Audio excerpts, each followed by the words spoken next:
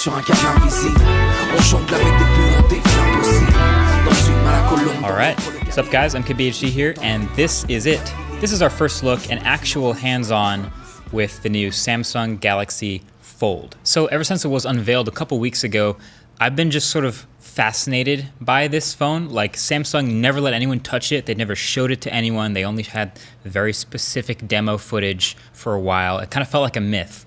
But now, suddenly, I'm actually holding one. So the basic concept, in case you forgot, Galaxy Fold has one smaller outer screen and one large folding inner screen in a single device for $1,980. This is my very first impressions of the final phone that people paying this money will actually get. So right off the bat, this phone is chunky. So we kind of saw it coming with other folding phones like the Royale Flex Pi and even the Huawei Mate X, but it kind of has basically the feel of two small Samsung phones put back to back next to each other with a hinge in between.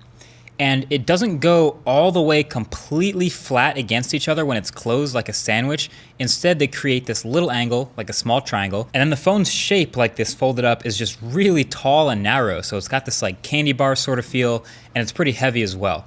Now the screen on the front, as you might remember, is a 4.6-inch cover display. Very tall, and then when you flip it open, you get a 7.3-inch OLED display that's nearly exactly 4:3, so pretty wide. Now I know a main question a lot of people will have about this is probably about the crease down in the middle where it folds. So to be perfectly clear, yes, you can see the crease, especially when you're just a little bit off axis or if you have a light wallpaper.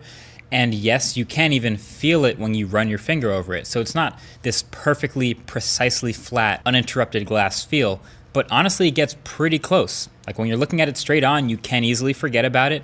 And it's, again, much better than that Royale Flex Pi I saw at CES, although I guess that wasn't a very high bar to clear. And also, I gotta say, the actual closing and unfolding movement of opening and closing it is extremely satisfying. I wish I brought my mic to this hands-on so you could actually hear the thunk sound that it makes when it closes, but there's some strong magnets in either half of the phone that open and close and connect it.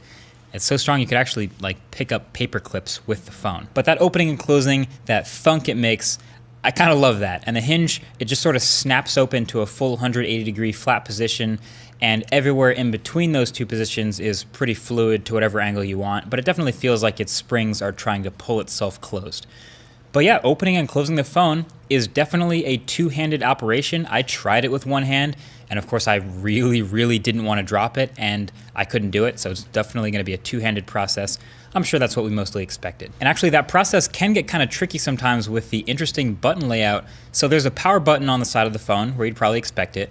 There's also the volume rocker, and also a separate fingerprint reader for unlocking that doubles as a Bixby button. So it's actually incredibly easy to accidentally trigger Bixby, whether you're unlocking the phone or just trying to fold it or unfold it. I guess that's classic Samsung. Okay, a few other things I did notice. One, Samsung did technically just make a phone with a notch and no headphone jack. Kind of sad, I guess, but it actually does come with their new Galaxy Buds, their wireless headphones, so that's cool. And the notch on the inside screen, which holds two cameras and a bunch of other sensors, actually has this lip to it that's sort of raised up from the rest of the screen. But the notification pull down actually doesn't work from that side when you're unfolded anyway, so I guess it's not a big deal that the lip is there, but you definitely still get it cutting into things like videos and games or really anything that's full screen. And then speaking of cameras, this phone actually has 6 total camera sensors. So there's the 10 megapixel selfie camera on the front when it's closed. Then you open it up and you get that notch, which has an identical 10 megapixel selfie camera with an additional depth sensor like the Galaxy S10 Plus. And then on the back, yes, in a camera bump on this already pretty thick phone, you have the standard, the ultra wide, and the telephoto cameras, just like the Galaxy S10 had. So you'll never be at a shortage of cameras and lenses here. And you can see, just looking at the phone, Samsung had to do a lot of creative things just to get the Fold to work like a normal phone. There's some special adhesive in the display, and of course the folding plastic that actually folds on the front. They also split the battery into 2 parts, one in each half of the phone, and it's all connected through this very special hinge design, but they still did manage to get high-end specs in there. You got your Snapdragon 855, 12 gigs of RAM, your 512 gigs of storage, not expandable, and then you have your stereo speakers, you still have reverse wireless charging, and the combined battery is huge. It's 4,380 milliamp hours. So it's really equipped to actually work and get work done. Now there are 2 main features to take advantage of the fact that it folds. Continuity and multi-window. So the continuity is interesting, but it does make sense. So you do have totally separate wallpaper and home screen layouts on both the front and the back screens. They're independent of each other, but with supported apps, which are mostly Samsung and Google apps right now, you can open them on the small screen, then unfold the phone, and they will continue where you left off on the big screen. And it actually works pretty quickly and surprisingly well, much faster than that one time on stage that we first saw the demo.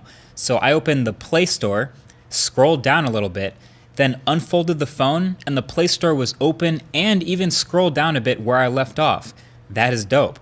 Another good application for it was Google Maps, which we've seen the demos of on stage, but I tried it. I opened up Google Maps and I clicked on this business listing, and then when I unfolded the phone, that listing was open where I left off, just much bigger. So I gotta play with this more. I think it also works with YouTube videos and some other apps. I'm gonna test that a lot. That should be really interesting. But that other feature I mentioned is multi-window. And I guess as you'd expect, with a huge screen on the inside and 12 gigs of RAM and everything, you can easily have multiple apps open at once. You just have to swipe in from the right side and all the supporting apps will show up, and you can have two apps side by side. And you can adjust the size of the window, the border between them and everything. And that's about as far as I would typically go, but you can keep opening and keep bringing in apps and adding floating windows and even more, up to a total of 8 apps open at once. And you can have most of them in these sort of floating multi-windows. Now, I don't know what kind of person's doing that much multitasking on a little 7-inch screen. That person probably needs a full-size tablet anyway, but it's cool that they'll let you go crazy and won't limit you up till 8 apps. So overall, I'm coming away from that initial hands-on pretty impressed. Like, it's always scary when a company announces something, but then doesn't let you touch it, and they don't want you to like ever use it until it's about to come out. So I was a bit nervous about actually being a complete finished feeling product, but it does feel pretty good. Now, if I nitpick even a little bit, of course I'm gonna find all sorts of stuff that's not ideal. You know, the outside screen being the main one, it's so small and has so much bezel. And hearing 4.6 inches doesn't sound that small, but I found it actually even difficult to type on with the keyboard open on the small screen. And then there's the notch stuff being a little bit weird, and the slightly incomplete, not quite fold is kind of weird. The price is super high. You know, there's all that stuff. But you know what? At the end of the day, even if you never use the screen on the front, you still get a big screen that folds in half and fits in your pocket. That's the part that feels like the future. And the big screen is, of course, a better camera viewfinder, a better web browser, a better video watching experience. And all of that is super cool. It's a step in the right direction. And this is definitely gonna be one of those phones people actually wanna get in the stores and play with and open, close, and see for themselves if they're into it. But there will also be much more video coverage coming, including a full review on this channel. So if you want to be subscribed so you'll be the first to see that, definitely do that below. Also, this is the last day to get in on this merch drop. So if you want any of the new stuff, it'll be, I think, open till the end of today. So within a couple hours of this video dropping, make sure you get in on the merch as well. But that's pretty much it. That's my first impressions of the Galaxy Fold. Definitely let me know in the comments what other stuff you want to know about it, because if you haven't already noticed, that box right there, that's a Galaxy Fold. And I'm gonna be getting into it for the full review, and of course more coverage to come. So let me know what you guys wanna see, but until then, what do you think? Would you get a Galaxy Fold for your full-time phone? Thanks for watching. Catch you guys in the next one. Peace.